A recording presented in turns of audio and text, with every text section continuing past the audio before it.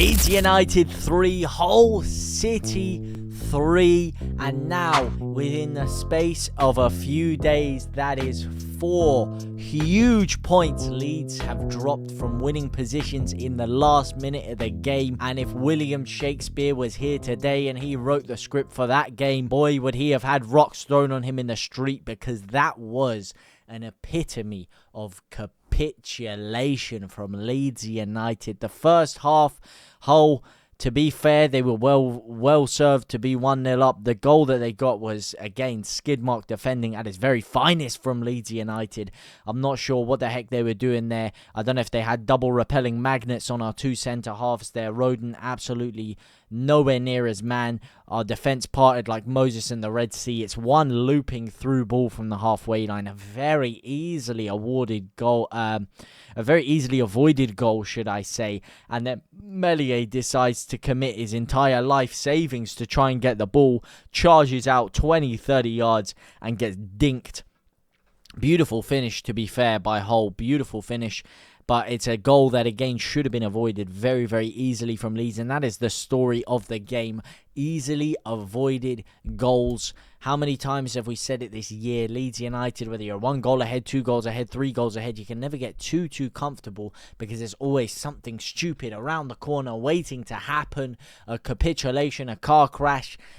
And boy, did we see that today. I mean, the only positive hope I can maybe think for is that we're getting this capitulation out of the way earlier on in the season as opposed to right at the end. Maybe we can hold ourselves a little bit stronger defensively come the end of the season, and we are still top of the table, but we could have been 5 points clear right now, which is very, very important, because this patch of games we had were easy, winnable games, whereas all the other sides happen to be playing each other. Of course, you got Sunderland versus Burnley coming up, and a lot of the sides in and around the top 6 have been playing each other. So these were great opportunities for Leeds to pick up on these points.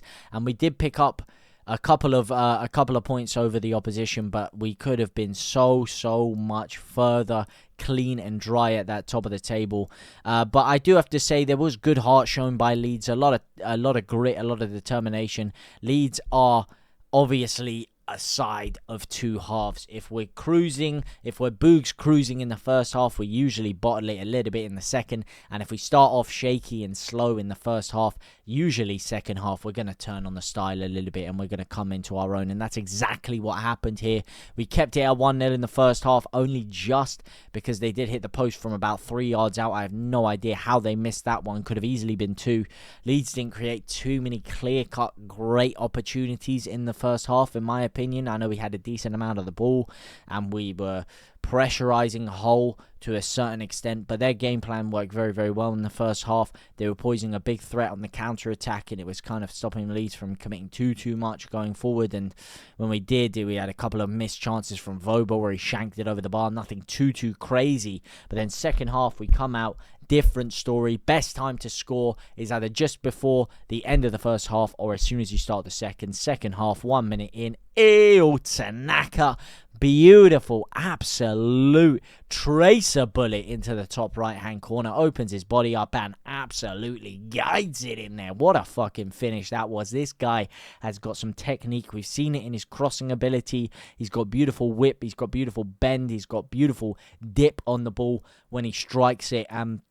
We've seen him have a couple of pop shots from range, and they are pretty decent, but today was the one that took the cake. Beautiful finish. And then Leeds after that keep the pressure, they keep the momentum, they keep the pace of the game, and it was beautiful to see Leeds. Some nice free-flowing football in the second half, eventually getting a second by courtesy of a Manor Solomon deflected cross across the box. Bogle cutting it back to Dan James, and you're thinking, all right now, Leeds, kick on. Keep your foot on the gas. Keep your foot on the neck. Do not let this game slip now, and that's exactly what we carried on doing. We carried on with the pressure. We carried on with the pace. Got lucky with another mistake. I mean, maybe it's foreshadowing for what we're going to talk about in a second through the goalkeeper, where their goalkeeper just fucking passed the ball straight to Joël Piro, who took his time, and I have to say, very, very clever finish. I know the goalkeeper just passed the ball to him, and it was an easy chance to get, but the fact he carried on his run, he delayed it, 2 touches, not too long, but he delayed it just enough to get himself into a good position. It was still a tight angle, but he only takes 2 touches, opens his body, left foot, gets his body over the ball and drilled it bottom corner. Brilliant finish by Pirlo. And then Leeds still looked in control.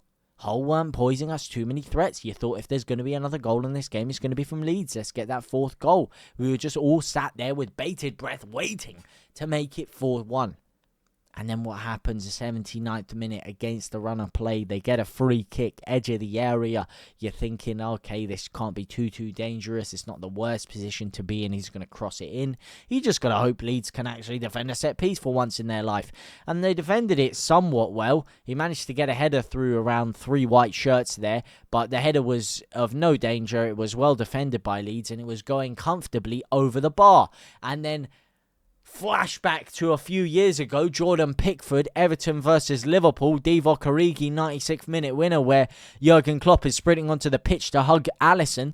Well, Illan Meslier decided to jump into his old time capsule, fly himself back to a few years ago, and reenact that very scene by diving up for no reason of man, palming the ball down onto his own goal line. And what is he doing, man? I mean, you could argue he was at fault for all 3 goals today. The first one, as I said, charging in and committing his life savings for that when he wasn't going to get it.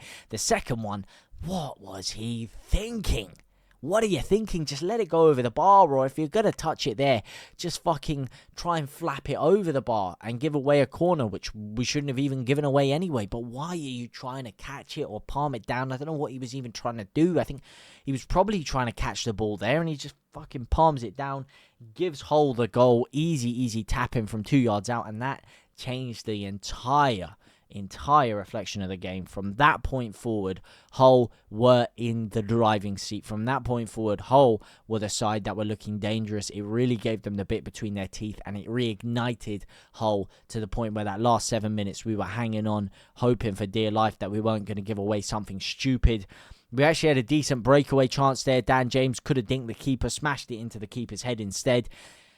And then only a matter of time, you're waiting for it. Leeds give away a corner in the 90th minute. Another set piece. You know exactly where this is going. I'm going to blame Meslier again for this one.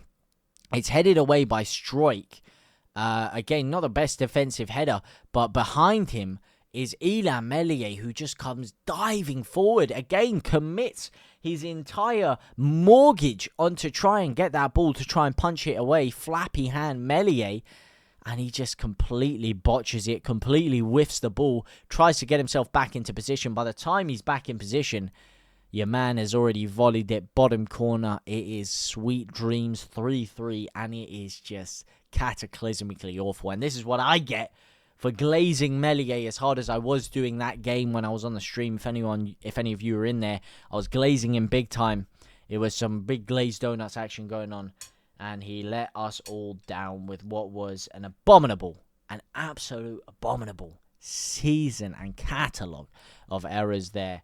And I will have to say there is one man I will blame for this result, and it is Illan Meslier. Unfortunately, I don't usually like to pinpoint blame on an individual person, but today he changed the tide of the game with a couple of stupid mistakes. The positive is you got to note the heart and the grit that it took for Leeds to get back into a winning position after the way the game was going, but it counted for nothing. Counted for absolutely nothing today, and that's just the unfortunate tale of the way it is. We look forward now. We have to keep on winning now. We have to get ourselves back on a winning streak, or hopefully start a proper winning streak that doesn't falter after 2 or 3 games with a stupid draw here or there. Let me know what you guys think, though. Who was your man of the match today? Who impressed you the most? And what do you think is the fault for Leeds United? Let me know your thoughts down in the comment section down below. For now, guys, though, I will see you very soon. Au revoir, my brothers and my sisters.